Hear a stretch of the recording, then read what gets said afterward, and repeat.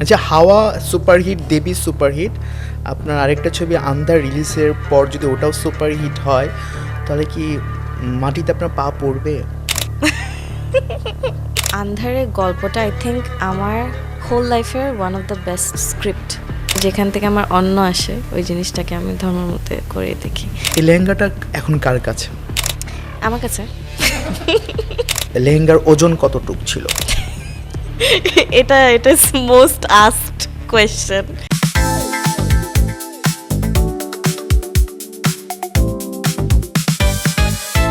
স্বাগত ৭১ এন্টারটেইনমেন্ট পডকাস্টে। সঙ্গে আছি আমি আফফান মিতুল, আর আজকে আমাদের সঙ্গে রয়েছেন বাংলাদেশের শোবিজ অঙ্গনের সবচেয়ে আলোচিত কাস্টিউম ডিজাইনার আনিকা জাহিন।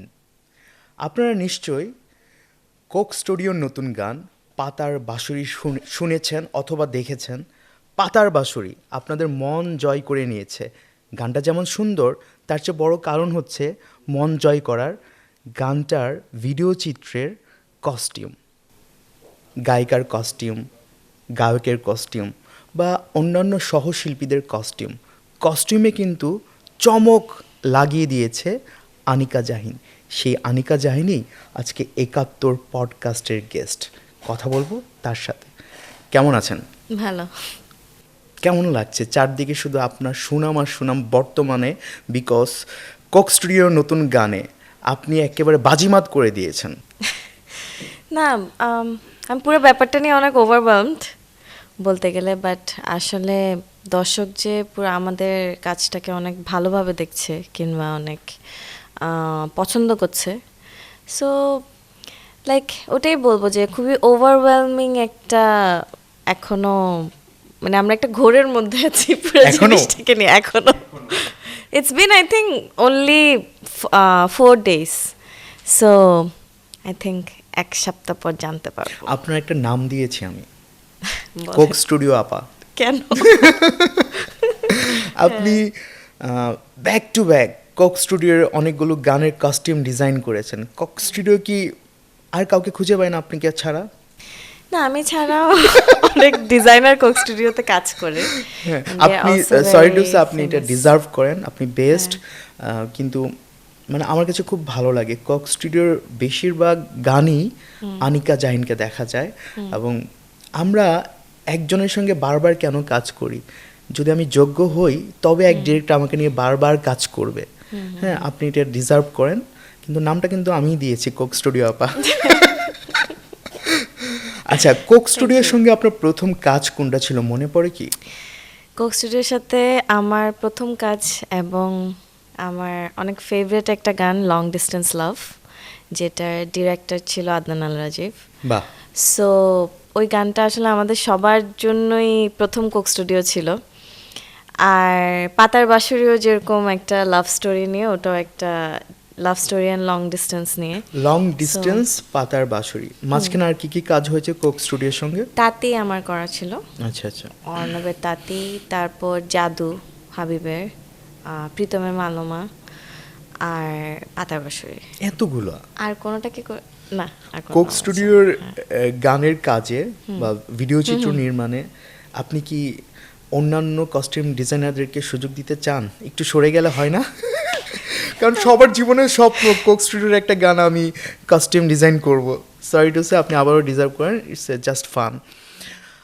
এই যে পাতার বাঁশুরি গানটা এত বড় হিট হয়েছে, ডিরেক্টর সামি এত সুন্দর নির্মাণ শৈলী দেখিয়েছেন, সুনিধি, ঈশান এত ভালো গেয়েছেন, তো কেমন লাগে এত ভালো একটা কাজের সঙ্গে সম্পৃক্ত হতে পেরে? নাকি এটাতে আপনি ইউজ টু, আপনি সবসময় ভালো কাজেই করেন? আসলে আমি বলবো আমি যেরকম কাজটাকে ধর্মের মতো করে দেখি, it's one kind of, I would say it's my religion, because আমি আসলে যেখান থেকে আমার অন্ন আসে ওই জিনিসটাকে আমি ধর্মের মতো করে দেখি। সো আসলে আমি বলবো আমি অনেক ফরচুনেট, যারা বাংলাদেশে যে বড় বড় ডিরেক্টরসরা আছে ওরা আসলে আমাকে ওদের বেস্ট কাজগুলো দিয়ে আসলে ট্রাস্ট করে আমার উপর। অ্যান্ড আমি also like I am very fortunate যে আমার একটা অনেক ভালো টিম আছে। সো ইটস বিন অলমোস্ট 12 বছর আমি কাজ করছি এখন ইন্ডাস্ট্রিতে। সো দেখতে গেলে আসলে লুকিং ব্যাক আমি বলবো আসলে আমি খুবই ফরচুনেট আর মেবি অনেক লাকি যে আসলে আমার পোর্টফোলিও কিন্তু অনেক অডিয়েন্স ভালো কি ভালো বিশ্বাস কাজ করবে আছে। আপনি 12 বছর ধরে ইন্ডাস্ট্রিতে আছেন, আপনাকে এখনো টিনেজার লাগে? Wow, thank you. Thank you, thank you. পাতার বাঁশুরি ভিডিও চিত্রে আমরা সুনিধি আপার একটা লেহেঙ্গাই তো বলে, আপনারা ভালো বুঝবেন, লেহেঙ্গা, লেহেঙ্গা দেখেছি। জি। অনেক গর্জিয়াস, মানে দেখে মনে হয়েছে অনেক ভারী হেভি হবে, এবং সেটার কাজ অনেক নান্দনিক কাজ ছিল, জরি অনেক ধরনের মোটিভ ছিল। তো সব মিলিয়ে এই লেহেঙ্গাটা এখন কিন্তু ট্রেন্ডিংয়ে আছে। অনেকেই বলছে এরকম লেহেঙ্গা আমি বানাবো, অনেকেই বলছে এই লেহেঙ্গাটাতে আমি বিয়েতে পরবো, বা লেহেঙ্গাও মানে গানটা যেরকম ক্লিক করেছে লেহেঙ্গাটাও ক্লিক করেছে। তো আমরা এই লেহেঙ্গা বানানোর গল্পটা শুনবো। আমি শুনেছি 400 ঘন্টা সময় লেগেছে এবং অসংখ্য মানুষ এটা বানিয়েছে। কি কেন মনে হলো যে এই গানটাতে এই লেহেঙ্গাটাই স্যুট হবে এবং সেই লেহেঙ্গাটা এই কালারে হবে, এই ডিজাইনের হবে? এই স্টোরিটা আমরা শুনতে চাই। শুরুর গল্পটা যদি বলি, যেরকম আমরা যখন সুনিধির জন্য আসলে সুনিধিকে ডিজাইন করছিলাম, সো আমাদের যেরকম শুরুতেই আমি যেরকম বারবার বলেছি যে আসলে আমরা কোনো রেফারেন্স ফলো না করে আসলে আমরা একটা রেফারেন্স ক্রিয়েট করতে চেয়েছি, যেটা আসলে আম, খুবই এখন অনেক ট্রেন্ডি। সো আমি অলওয়েজ যখন কাজ করতে চাই আমি এটা বিলিভ করি যে আসলে আমার একটা ট্রেন্ডকে ফলো করা থেকে যেন আমার কাজটা ট্রেন্ড হয়। So that is something was my brief, যে আসলে আর যেরকম আমাদের ডিরেক্টর সামি, তাসিন সিনেমাটোগ্রাফার, কিংবা আমরা সবাই যখন একটা প্রোডাকশন ডিজাইন হয় তখন আমরা বলি হচ্ছে আচ্ছা কেন না আমরা মহু আর পালার ডিজাইনগুলোকে এটার সাথে ইনকর্পোরেট করি, because it also tells the story of like a tragic love story, যেটা আসলে আমরা সুনিধি আর ঈশানের মধ্যে দেখি। সুনিধি আসলে একটা লস্ট প্রিন্সেস যে কয়েকশো বছর ধরে একটা সুরের খোঁজে আছে। সো ওখান থেকে ইন্সপায়ার্ড হয়েও সুনিধির লেহেঙ্গাটা করা। কিন্তু আসলে আমরা লেহেঙ্গা চাচ্ছিলাম, বাট আমরা আবার পাশ্চাত্য দেশের কোনো কিছু ইন্সপায়ার্ড হয়ে করতে চাচ্ছিলাম না, যেটার জন্য আসলে আমার ডিজাইনের মধ্যে আমি সবসময় আসলে বিলিভ করি যে যত বেশি একটা ডিজাইন অথেন্টিক হবে, যেরকম সুনিধির লেহেঙ্গাটা আসলে আর কোথাও এক্সিস্ট করে না পুরা ওয়ার্ল্ডের মধ্যে, it only exist in Coke স্টুডিওর বাংলার গানে। পৃথিবীতে ওয়ান পিস এই লেহেঙ্গাটা, one piece and customized and I don't wanna make it again. So that is for only, আর আই থিঙ্ক এটা রিক্রিয়েট করা পসিবল না, বিকজ ওইটা পুরো লেহেঙ্গাটা আমি কেন বলছি এটা 400 ঘন্টা সময়, 400 ঘন্টা মানে অ্যাপ্রক্সিমেটলি 20 দিনের মতো সময়। সো আমাদের প্রায় 1 মাস ধরে আমরা প্রি প্রোডাকশন করছিলাম। সো লেহেঙ্গাটা স্কেচ থেকে শুরু করে সো পুরো লেহেঙ্গার ডিটেলিংয়ের মধ্যে কিন্তু একটা ময়ূর আর একটা হরিণের লাভ স্টোরি আছে। যেরকম আমরা যদি মিথোলজিতে দেখি গাছপালাও আছে, ফুল আছে। হরিণ কিন্তু it's a very mysterious character. যেরকম অনেক সময় প্রিন্সরা পুরানো দিনে আসলে একটা হরিণের ছদ্মবেশে আসে, লাইক ডেমিগডস কিংবা আমরা যাদেরকে দেখি। সো পুরো স্টোরিটা এভরিথিং আসলে ছোট ছোট জিনিস থেকে নিয়ে করা, লাইক যেরকম ইভেন আমি নিজেও জানি না আমি কি ক্রিয়েট করছিলাম একটা পর্যায়ে গিয়ে, কারণ আমার মনে হয় যে যখন একটা পেইন্টার পেইন্ট করে ও আসলে প্রিডিক্ট করতে পারে না যে নেক্সট স্ট্রোকটা কী হবে। সো আমিও যখন আসলে ওর লেহেঙ্গাটা ডিজাইন করছিলাম, আসলে এখানে আমি ব্ল্যাক দিব, এই জায়গাটা এটাই হবে, এটা পুরোটাই কিন্তু অনেক বেশি ক্যালকুলেটেড অ্যাপ্রোচের থেকে বলবো আমি ইটস ভেরি অথেন্টিক অ্যাপ্রোচ। আচ্ছা, আরেকটা জিনিস জানতে চাই। আপনি বললেন যে পাতার বাঁশুরিতে যে লেহেঙ্গাটা সুনিধি পরেছেন সেটা পৃথিবীতে ওয়ান পিস, যেটা আপনি বানিয়েছেন, কিন্তু আপনি আর বানাতে চান না কারোর জন্য। শুটিং তো শেষ, এই লেহেঙ্গাটা এখন কার কাছে? আমার কাছে। আপনি নিজে পরবেন তো একদিন? অবভিয়াসলি যখন আমার মনে হয় ইউজুয়ালি আমরা যখন কস্টিউমগুলো বানাই ওগুলো অ্যাকচুয়ালি পোর্টফোলিও কিংবা আমাদের অনেকটা ম্যানিকিউনে থাকা কিংবা ওই জিনিসটার একটা আলাদা একটা ভ্যালিউ থাকে, যেটা আসলে আমার মনে হয় কি সামটাইমস আমরা যদি শিল্পকে অনেক বেশি কমার্শিয়ালাইজড, অনেক বেশি আপনার ধরেন আমি যদি এটা রিপ্রোডিউস করতে থাকি তখন ওর অথেন্টিসিটিটা আসলে থাকবে না, বিকজ এটা আসলে সুনিধির জন্যই বানানো, এই গানটার জন্যই বানানো, এই সেটটার জন্যই বানানো। সুনিধি আপা রিসেন্টলি যে সিনেমাটা মুক্তি পেয়েছে বাংলাদেশের সবচেয়ে বড় সুপারস্টার শাকিব খানের সাথে, রকস্টার ছবির, তিনিও একজন নায়িকা এবং তার ক্যারেক্টারটা প্রচুর আলোচনায় এসেছে। সুনিধি আপা হচ্ছে ওপার বাংলার এবং সেখানেও সে সুপারস্টার গায়িকা, আর বাংলাদেশের সবচেয়ে বড় সুপারস্টারের নায়িকা শাকিব খানের। তার সঙ্গে কাজ করার অভিজ্ঞতা কেমন ছিল? স্টারডম দেখেছেন, অ্যাটিটিউড দেখেছেন, নাকি একদম ডাউন টু আর্থ? মানে আমার কেন জানি আমি খুবই ফরচুনেট, বিকজ আমি যত স্টারদের সাথে কাজ করার আমার সৌভাগ্য হয়েছে, যেরকম জয়া আহসান, চঞ্চল চৌধুরী, কিংবা আপনার সবার সাথেই আসলে আমি জানি না, আমি প্রবাবলি ক্যারেক্টারদের সাথে ওভাবে কানেক্ট করতে পারি।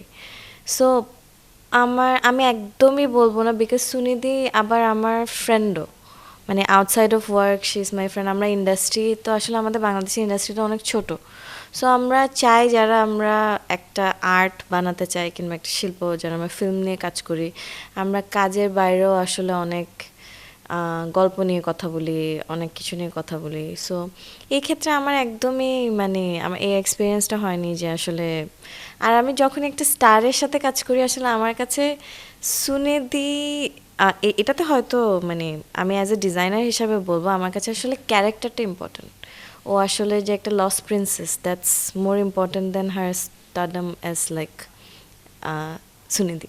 আমরা So- সবাই খুব আলোচনা করছি সুনিধিকে নিয়ে, কিন্তু এই গানের আরেকজন সঙ্গীত শিল্পী ঈশান, তার সম্পর্কে জানতে চাই। তার সাথে কাজ করে কেমন লেগেছিল?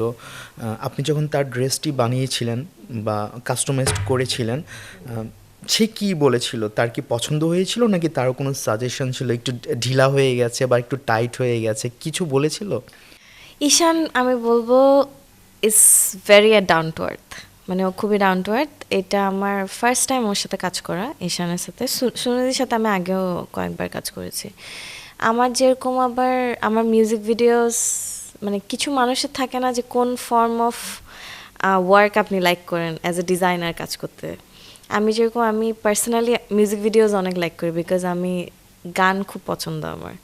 সো ওই ক্ষেত্রে আমার সুনিধির সাথে কাজ করা অনেক, আগেও আমি অনেকবার কাজ করেছি পাতার বাঁশরি ছাড়া, বাট ঈশানের সাথে আমার ফার্স্ট টাইম।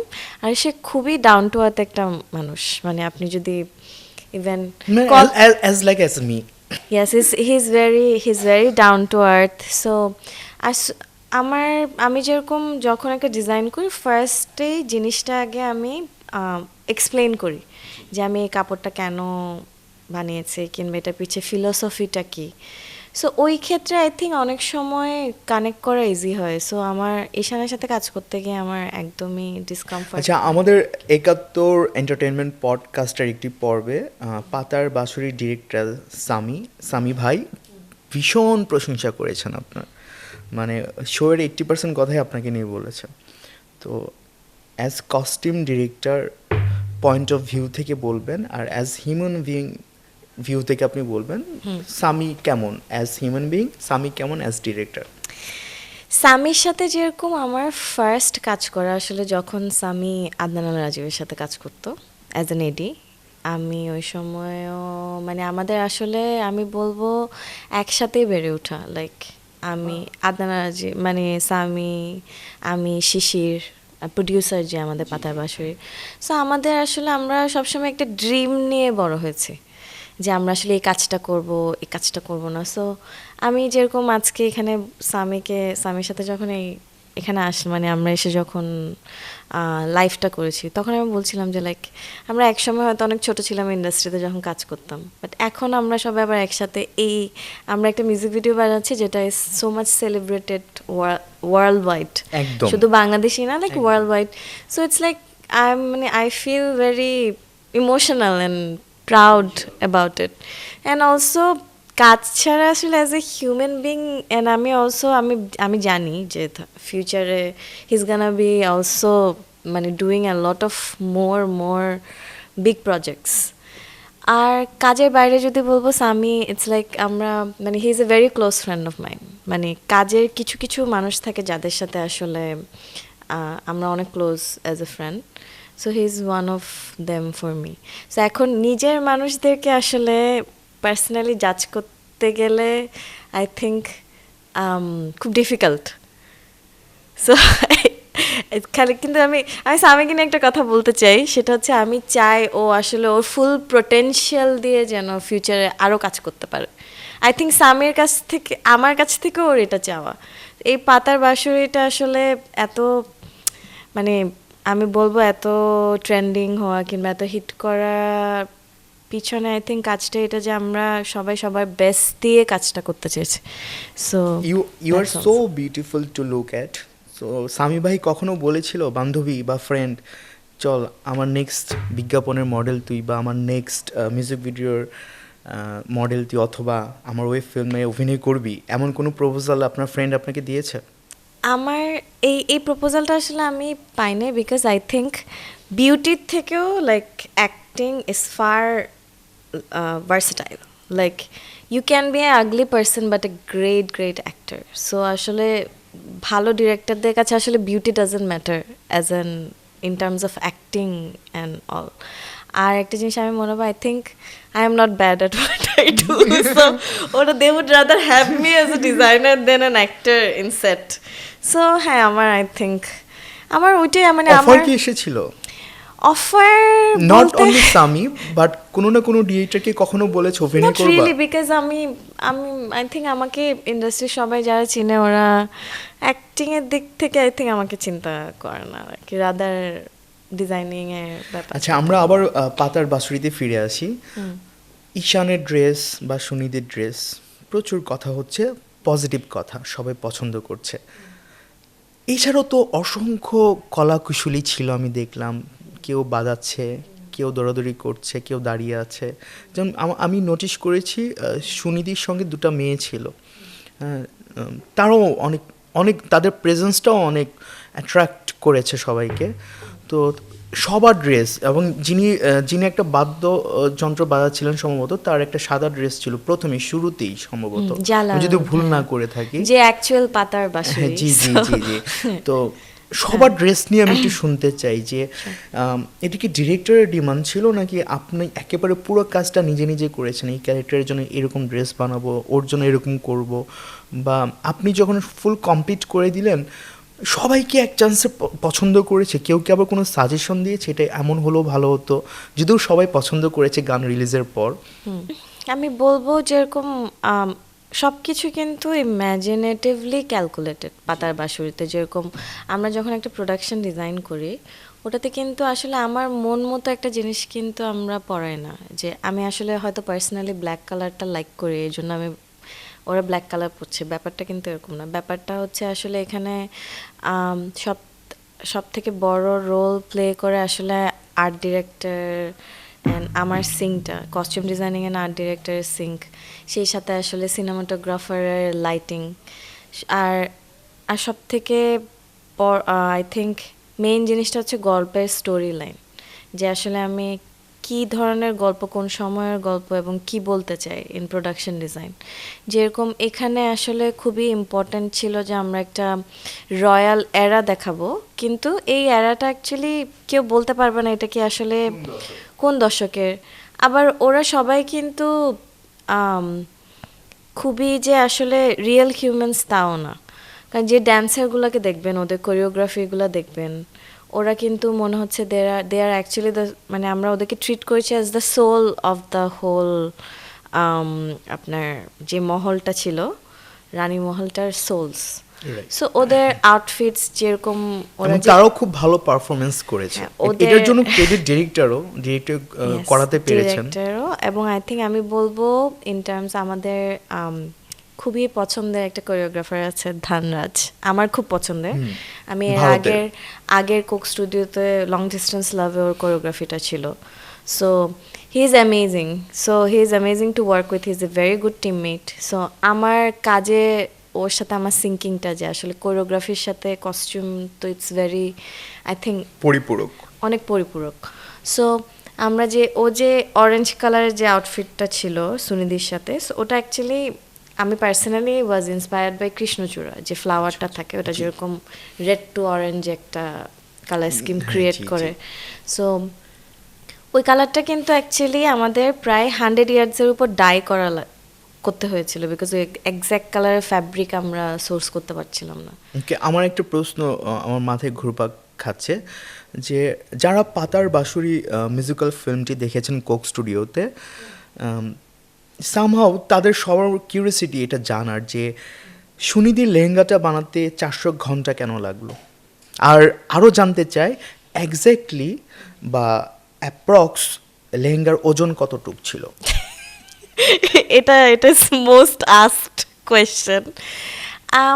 এটা কিন্তু খুবই একটা 400 ঘন্টা একটা লেহেঙ্গার পিছে লাগা কিন্তু it's a very basic thing. Like usually আমরা যখন একটা কাস্টম মেড করি একটা লেহেঙ্গা, সেই ক্ষেত্রে কিন্তু 1 থেকে 2 মাস সময় লাগে। সো এটা বেসিক্যালি এটাতে আরও বেশি টাইম লেগেছে বিকজ এমব্রয়ডারিগুলো হ্যান্ড এমব্রয়ডারি ছিল। কারণ আমি যেহেতু এটা খুবই একটা আগের দশকের, মানে আমরা গল্প বলতে চেয়েছি, ওই সময় কিন্তু মেশিন এমব্রয়ডারি ওয়াজ নট। আর ওজন?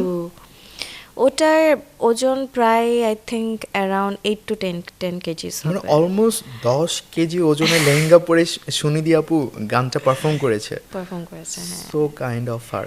So very kind of. আমরা এবার পাতার বাসি থেকে একটু বের হতে চাই, যদিও বের হওয়া খুব টাফ, কারণ গানটার রেশ মাশাল্লাহ কাটছে না। Thank you. এত সুন্দর গান, মানে ব্যক্তিগতভাবে আমি বলতে চাই যে আমার পুরো হোল লাইফে যদি 10টা প্রিয় গান বলতে বলা হয় ওয়ার্ল্ড ওয়াইড, 10টার মধ্যে এই গানটা আছে, এত ভালো লেগেছে।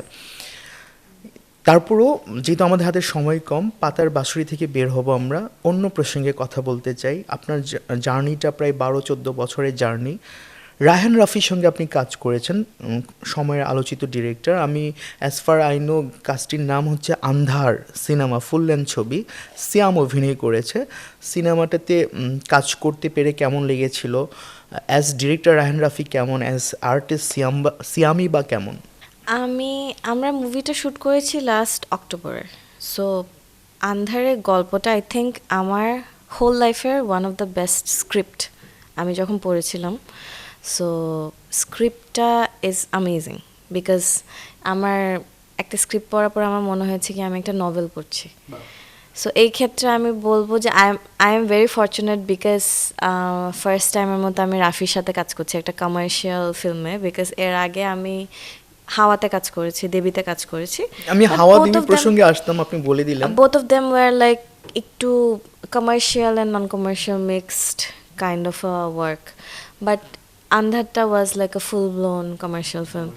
সো চ্যালেঞ্জ ছিল অনেক, বাট আই থিঙ্ক রায়হান রাফির সাথে কাজ করে আমার খুবই ভালো লেগেছে বিকজ অ্যাজ এ ডিরেক্টর আমাকে একদম ফুল ফ্রিডম দিয়েছে ইন টার্মস অফ ডিজাইনিং। আমাদের সময় একদম প্রায় শেষ। আমি জাস্ট 2টা প্রশ্ন করে আমি শেষ করে দিব। বাংলাদেশের লাস্ট 10 বছরের হিসেব যদি আমি বলি, বাংলাদেশের লাস্ট 10 বছরের সবচেয়ে ব্যবসা সফল ছবিটার কথা যদি আমি বলি, চলে আসবে হাওয়ার নাম, চলে আসবে দেবীর নাম, চলে আসবে। আর আপনি কাকতালীয়ভাবে 2টা ছবিতেই কাস্টম ডিজাইন করেছেন। তো আপনি কি সিদ্ধান্ত নিয়ে ফেলছেন যে ছবিটা হিট হতে পারে সেটাতেই কাজ করবেন?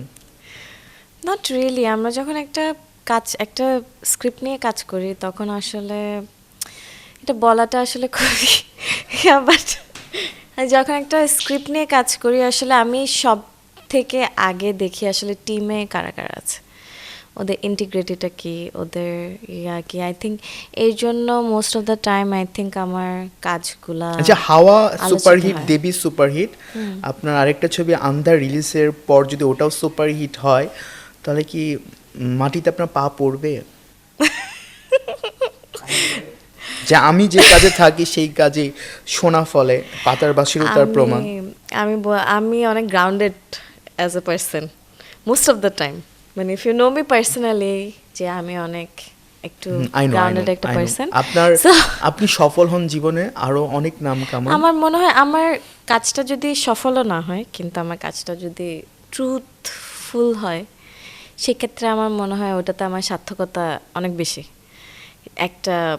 সো আমরা যখন একটা কাজ করি আসলে আমরা খুব একটা বেশি যে অনেক চিন্তা করি আসলে এটা ব্যবসা সফল হবে, এটার হতে হবে, আমার অনেক ফেমাস হতে হবে। আপনি চিন্তা করেন না, কিন্তু আপনার কাজগুলো তো ব্যবসা সফল হয়ে যাচ্ছে, কি করবেন এখন? ম্যাজিক এখন মেবি। তো এখন তো আপনার শিডিউল দিয়ে কোলাতে পারবেন না। সব ডিরেক্টর বলবে ও হচ্ছে লাকি চার্ম, ওকে নিলে আমার সিনেমা হিট হবে। সময় শেষ। ৭১ এন্টারটেনমেন্ট পডকাস্ট সম্পর্কে কিছু বলার থাকলে বলতে পারেন। সোফা চাই নেক্সট টাইম। এটা কেমন ছাড়া লাগলো আমার পডকাস্টে এসে? আমার ফার্স্ট টাইম আসা ৭১ টেলিভিশনে, অ্যান্ড দেন আমি বলবো আমার like the team, I was very welcomed here. First of all একটা জায়গায় আসার পর ওটার এনার্জিটা অ্যাজ অ্যান আর্টিস্ট তো আমি আসলে ফিল করতে পারি। সো আমার খুবই ওয়েলকামিং লেগেছে সবাইকে। So thank you so much for having me. And আরেকটা জিনিস বলবো হচ্ছে আসলে বিহাইন্ড দ্য সিনের মানুষদেরকে আসলে ওদের জার্নিগুলাকে বলার একটা স্পেস করে দেওয়াটা আসলে খুবই নাইস এবং it's a very nice approach. So like এরকম পডকাস্ট আরও দেখতে চাই। Keep us in your prayers. ভালো থাকবেন। অফকোর্স। আজকে এখানেই শেষ করব। আগামী পর্বে শোবিজের কোনো না কোনো তারকা আসবেন এই পডকাস্টে, তিনি জানাবেন অজানা সব গল্প। আমাদের সঙ্গেই থাকবেন।